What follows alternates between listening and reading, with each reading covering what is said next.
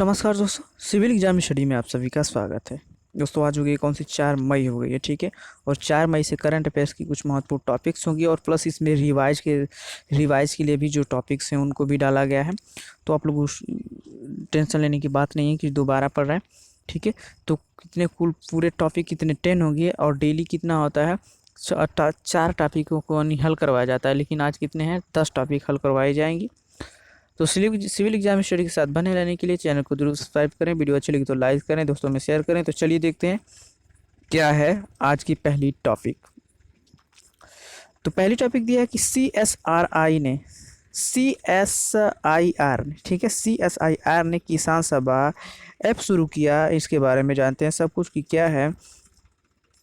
तो किसानों को वर्तमान में अपनी फसल को बाजार तक ले जाने या देशव्यापी लॉकडाउन के मद्देनज़र बीज या उर्वरक खरीदने में कठिनाई का सामना करना पड़ रहा है।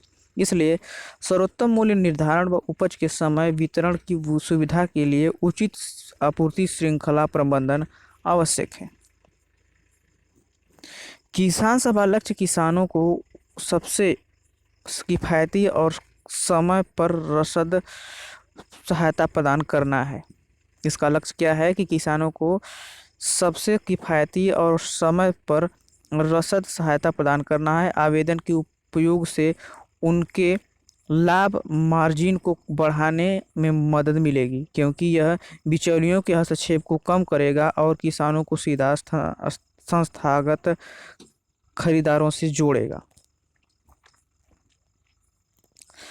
दूसरी टॉपिक है कि लॉकडाउन 3.0, ठीक है। केंद्र सरकार ने लॉकडाउन 2 हफ्ते बढ़ाया जाने इनके कितने जून में कितनी छूट रहेगी, ठीक है। तो केंद्र सरकार ने क्या किया है कि केंद्र सरकार ने कोरोना को लेकर देश भर में जो जारी लॉकडाउन को 3 मई के बाद 2 हफ्ते के लिए बढ़ा दिया है, बढ़ाने का फैसला लिया है। लॉकडाउन 3 मई तक रहने का वाला था, जिसके 2 हफ्ते और बढ़ा दिया गया है। और इस बार अलग अलग जोन के हिसाब से लॉकडाउन के दौरान लोगों को छूट मिलेगी।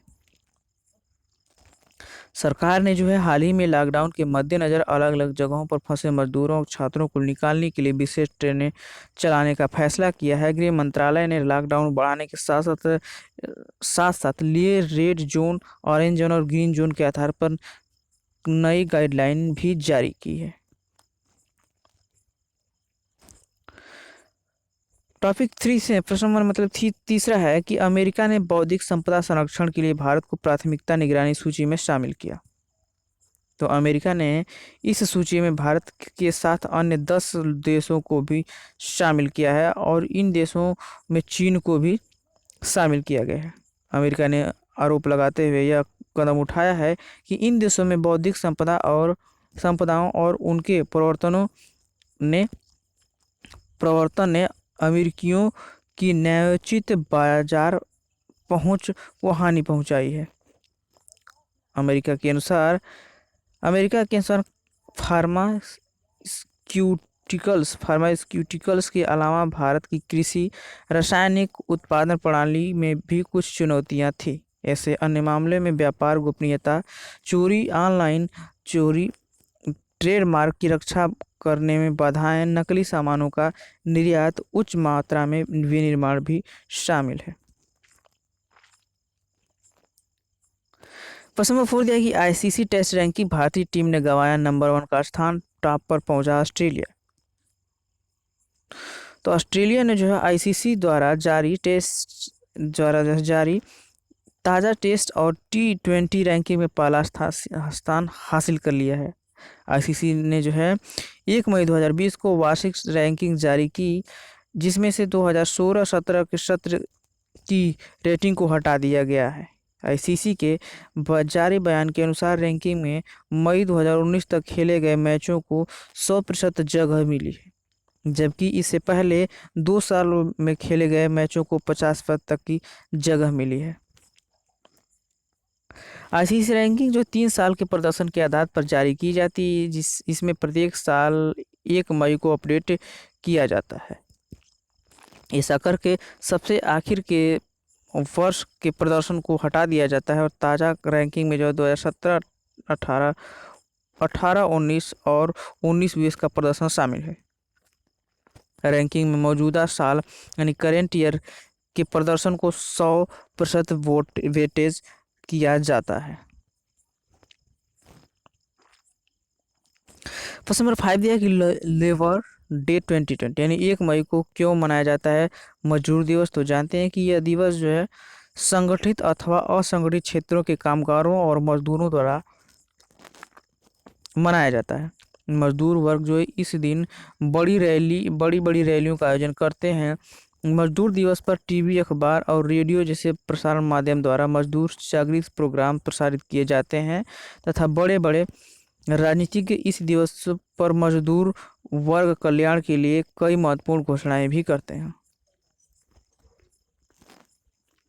अंतर्राष्ट्रीय मजदूर दिवस को मनाने की शुरुआत जो है 1 मई 1886 को मानी जाती है, जब अमेरिका की मजदूर यूनियनों ने काम करने का समय जो है 8 घंटे से ज़्यादा न रखे जाने के लिए हड़ताल की थी। भारत में लेबर पार्टी ऑफ हिंदुस्तान ने 1 मई 1923 को मद्रास में मजदूर दिवस की शुरुआत की। हिंदुस्तान में कब की गई थी इसकी शुरुआत? तो 1 मई 1930 को जो है मद्रास में मजदूर दिवस की शुरुआत की थी। प्रश्न नंबर 6 यह है कि कोरोना महामारी नहीं गई तो टोक्यो ओलंपिक 2020 रद्द किया जाएगा। आयोजन समिति के अनुसार बताया गया है कि टोक्यो ओलंपिक का आयोजन जो है 23 जुलाई 2021 से होगा, लेकिन टोक्यो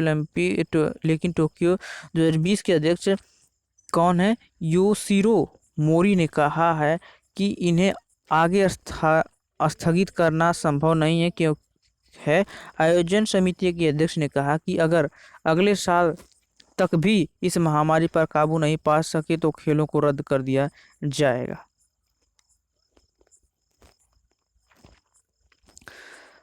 टोक्यो 2020 यानी 2020 ओलंपिक समिति के अध्यक्ष योशिरो मोरी ने कहा कि इससे पहले विश्व युद्ध के समय भी ओलंपिक को रद्द किया गया था। उन्होंने कोरोना वायरस से लड़ाई को एक अदृश्य दुश्मन के खिलाफ जंग का करार दिया। उन्होंने कहा कि अगर वायरस पर नियंत्रण पा लिया जाता है तो हम अगली गर्मियों में जरूर इन खेलों का आयोजन करेंगे। 7 दिया है कि बॉलीवुड दिग्गज अभिनेता ऋषि कपूर का निधन। तो ऋषि कपूर की खराब तबीयत के चलते दक्षिण मुंबई के जो सर एच.एन. रिलायंस फाउंडेशन अस्पताल में भर्ती कराया गया था। केंद्रीय सूचना प्रसारण मंत्री प्रकाश जावड़ेकर ने ऋषि कपूर के निधन पर दुख जताया। उन्होंने ट्वीट कर लिखा कि ऋषि कपूर के जाने पर शॉक्ड हूँ। वह केवल एक अच्छे अभिनेता थे बल्कि एक अच्छे इंसान भी थे। हिंदी सिनेमा ने 29 अप्रैल 2020 को एक्टर इमरान खान को खोया। अब इमरान खान के निधन के एक दिन बाद जो है 30 अप्रैल को 30 अप्रैल को ऋषि कपूर अलविदा कर गए। 2 दिग्गज अभिनेताओं को गंवा देने से फिल्म इंडस्ट्री बहुत बड़ा झटका है। ऋषि कपूर के निधन से देश में शोक की लहर दौड़ पड़ी है। सोशल मीडिया पर फैंस एक्टर के निधन पर शोक जता रहे हैं। वही बात की जाए तो इमरान खान की इस खबर के बाद पूरे बॉलीवुड में शोक लहर दौड़ गई। साल 2018 में इमरान खान को पता चला कि वह जो है न्यूरो एंडोक्राइन ट्यूमर से पीड़ित है। इस बीमारी की इलाज के लिए इमरान खान लंदन भी गए थे और करीब साल भर इलाज करवाने के बाद वह भारत वापस लौटे थे। पद्मश्री से नवाजे जा चुके इमरान खान का जन्म जो है 7 जनवरी 1967 को हुआ था। राजस्थान के टोंक जिले में मुस्लिम परिवार में पैदा हुए इमरान खान ने अपने टैलेंट के दम पर दुनिया भर में नाम रोशन किया। उन्होंने लगभग 30 साल के करियर में 50 से अधिक फिल्मों में काम किया। ब्रिटिश और अमेरिकी फिल्मों में भी योगदान दिए थे इरफान खान। ठीक है, अब देखते हैं 9 नंबर क्या है कि भारत को लगा बड़ा झटका, गंवाई जो है 2021 मुक्केबाजी चैंपियनशिप की मेजबानी। तो तो भारत ने पुरुषों की विश्व मुक्केबाजी चैंपियनशिप 2021 की मेजबानी गंवा दी है। भारतीय मुक्केबाजी महासंघ मेजबानी की फीस नहीं भर सका था, लिहाजा अब वो इस प्रतियोगिता का आयोजन नहीं करा पाएगा। अंतर्राष्ट्रीय मुक्केबाजी महासंघ ने साल 2017 में किया गया करार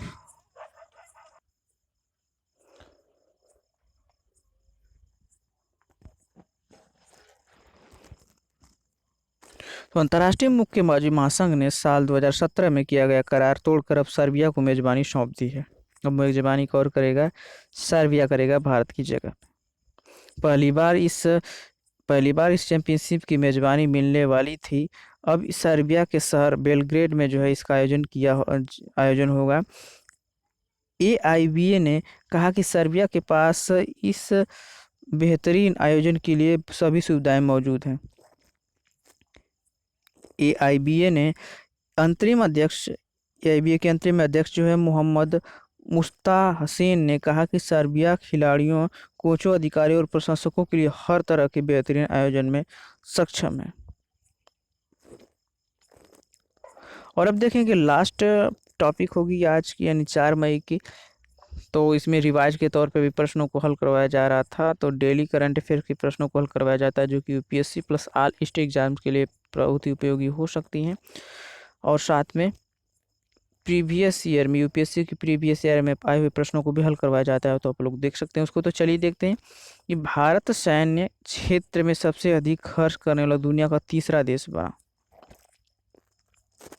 तो विश्व के इतिहास में पहली बार भारत और चीन दुनिया में सबसे ज़्यादा सैन्य खर्च करने वाले चोटी के 3 देशों की सूची में शामिल हो गए हैं।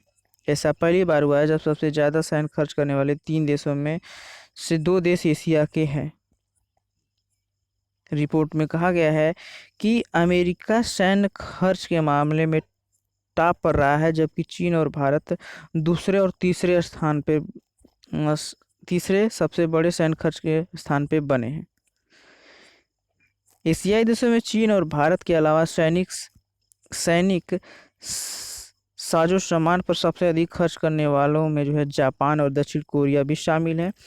साल 2019 में जापान और दक्षिण कोरिया का सैन्य खर्च जो है क्रमशः 47.6 47.6 अरब डॉलर और कितना था जापान का था कितना 47.6 अरब डॉलर और दक्षिण कोरिया का था 43.9 अरब डॉलर रहा। रिपोर्ट के अनुसार सैन्य खर्च के क्षेत्र में साल 1989 से ही हर साल बढ़ोतरी देखी जा रही है। तो फ्रेंड्स, इस वीडियो में देख रहे थे 4 मई की करंट अफेयर्स की महत्वपूर्ण टॉपिक्सों के प्लस जो टॉपिक्स थी पहले की उनको भी रिवाइज करवाया गया था। तो जो लोग भी चैनल पर नए होंगे, सिविल एग्जाम स्टडी को देख रहे होंगे, जरूर सब्सक्राइब कर लेंगे। तो चलिए फिर मिलते हैं अगली वीडियो में, तब तक के लिए धन्यवाद, नमस्कार, बाय।